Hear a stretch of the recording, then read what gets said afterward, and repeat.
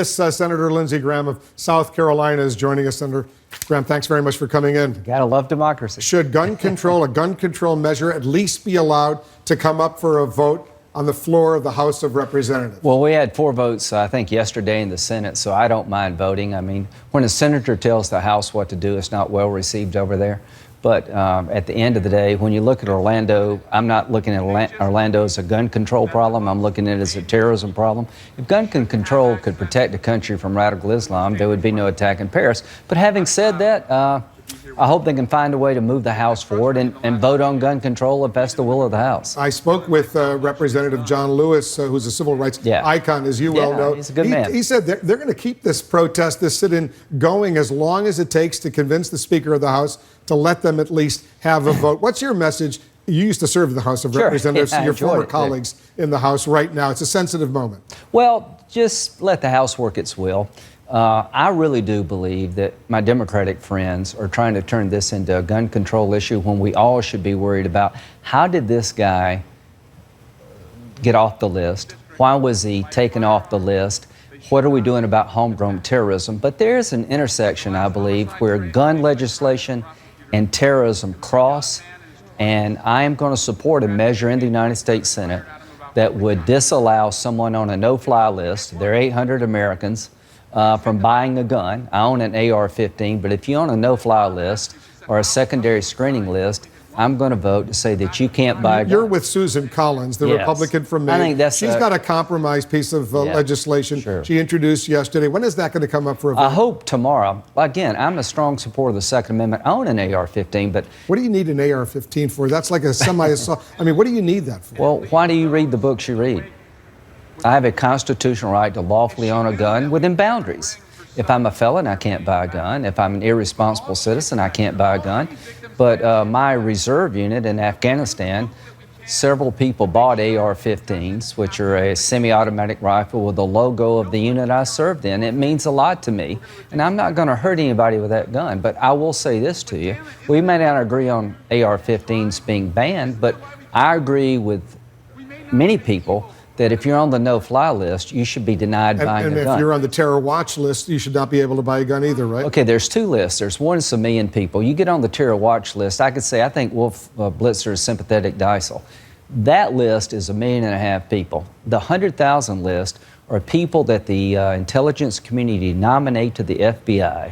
99% are foreign nationals, 2,700 Americans, and to get on that list, you're put on by the FBI, so it's not gossip, it's not innuendo.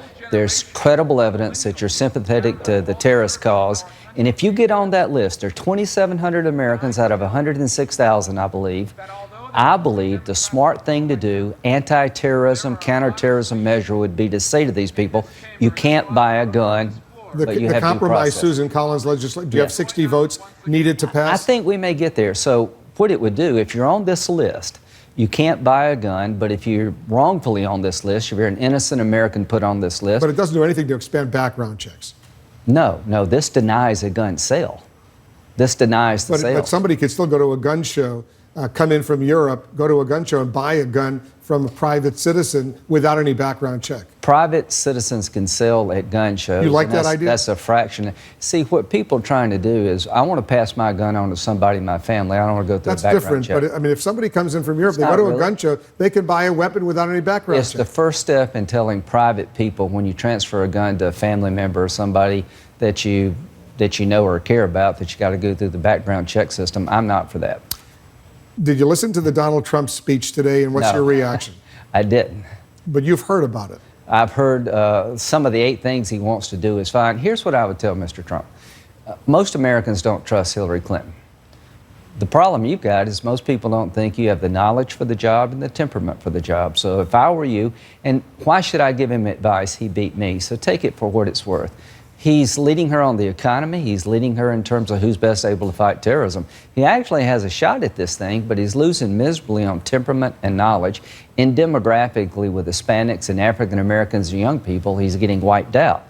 So my advice to Mr. Trump would be to make the case that you have the temperament, judgment, and knowledge to be president. Go after her in areas where you think she's weak, but that's the mountain you got to climb.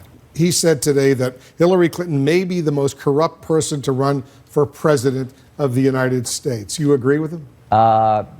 No, I mean, I don't have a list of all the people who've run, and I don't think anybody listens to that. When one politician calls another politician a bad name, nobody listens anymore. He says she's a world-class liar. And I don't know what she says about him, but I think most people are looking for leadership.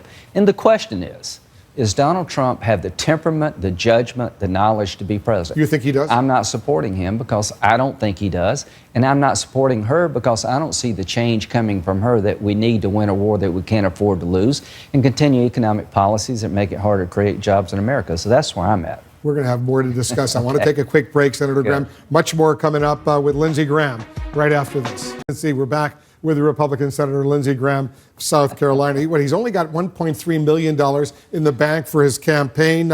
He sounds like he's blaming Republicans, though. You've seen some of the statements he's made.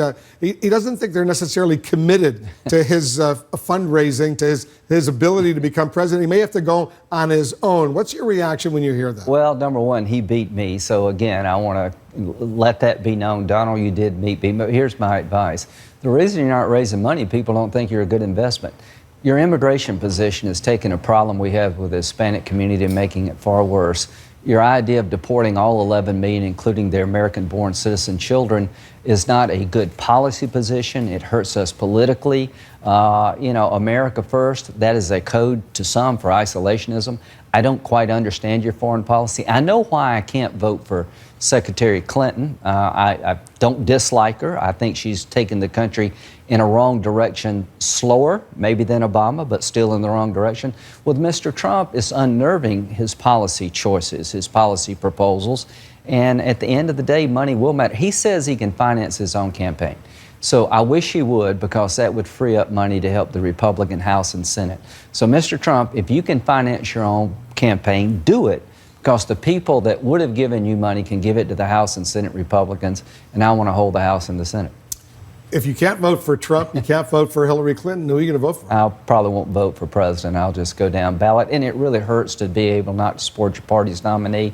And it's not sour grapes. I just really believe he's taking my party in a direction I can't go on immigration, on some of the proposals on foreign policy. Keeping the side in power is a horribly bad idea. He is for that. So I hate the fact that I can't support my party nominee. I want to help my House and Senate colleagues, who I will support enthusiastically. Marco Rubio announced today he is, after all, going to run for re-election from Florida. Good news for the home team. He's got a pretty bad attendance record. He was running for president, as you well know. He's criticized the Senate on multiple times. We were going through his statements. Yes, I've worked in the Senate, but I'm not of the Senate. He told the Florida Sun-Sentinel back in 2011 that he couldn't think of a real high point. He says, we're not going to fix America with senators and congressmen. Are you surprised he's now seeking re-election? Well, I'm glad he is. I think it changes the electoral map for Republicans. I think he's got a bright future. He acquitted himself well running for president, and clearly he wants to be in the Senate. I will help Marco any way I can. He's the future of the Republican Party, and he puts Florida squarely in play again. Yesterday, you were at a hearing, a confirmation hearing, where the incoming commander of the U.S. Africa Command, AFRICOM as it's called, Lieutenant General Thomas Wallhauser, and he told you, and I'm looking at the notes over here, he told you he will not have the authority to strike ISIS in Libya once he's the commander, if in fact he's confirmed. You're pretty outraged by that. Why? Yeah, because I think ISIL's a direct threat to our homeland, and they have a foothold in Libya that affects Europe and could affect us. I think wherever ISIL goes, we should have the ability to confront them, detain them, destroy them, attack them. We're not really at war. President Obama's strategy when it comes to Iraq and Syria doesn't have an end game.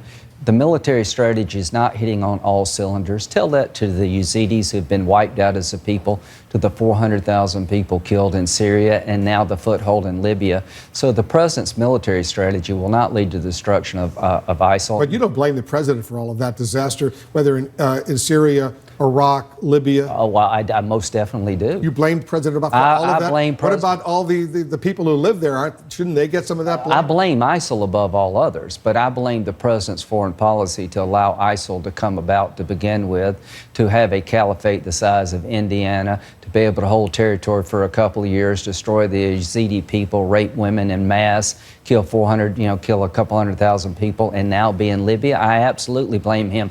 It's okay to blame a president when their foreign policy doesn't work. Nobody had a problem blaming Bush, including me. Senator Graham, thanks for coming.